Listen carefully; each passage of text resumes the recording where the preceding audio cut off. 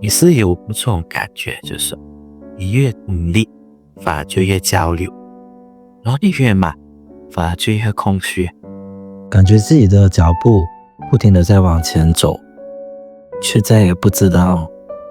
到底想要往哪里去。我曾经也是这样。我以前是一名律师，每天就会穿着西装啊，就在机房里开会啊，看文件啊。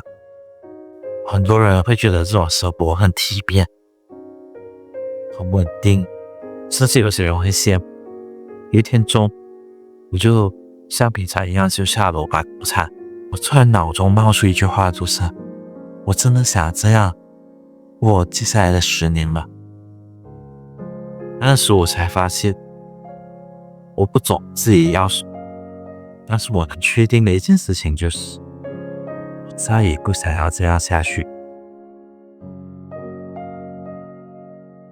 我们从小就被教导说，你一定要努力，不能输。所以我觉得我们长大了之后，我们却不敢输，我们不敢放弃，我们不敢让人失望，我们也不想让人失望。但是如果你不懂你要去的方向到底是哪里，你越努力，你跑得越快，你只是迷路的越快而已。有时候如果你跑得太远，你甚至不知道该怎么回头了。4年大学，3年多从事法律的工作，我也花了7年多8年的时间才能放弃，但是那是我这辈子做过最勇敢也最重要的决定。之后我就辞退了律师的工作，然后就从零开始去做行销文案，就做 marketing。一开始真的很辛苦，就是每天要工作室多个小时，因为我不懂嘛，所以我每天都要工作室多小时去学习，然后下班之后还要看书啊、上课啊。但是在那个过程当中，我就发现了，我越来越喜欢故事。我觉得故事有改变人的力量，所以现在虽然我还是很忙，却决定开启了这个 YouTube 频道，但是我再也不会觉得累或者空虚，因为我知道这些努力是有意义的。现在突然想到一个画面，我相信你也听过这个故事，就是有一匹马，它头上绑着一个胡萝卜，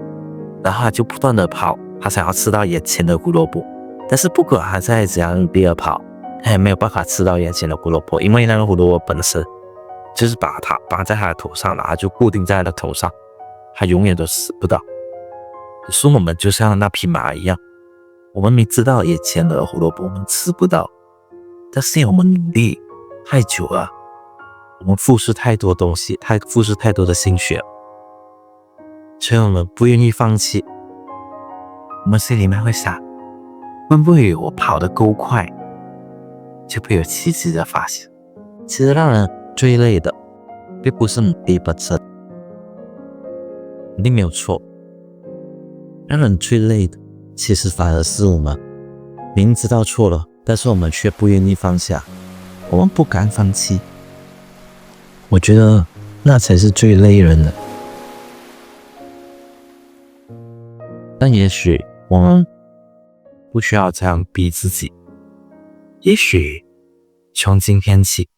你可以让自己活得比昨天更自由一点点。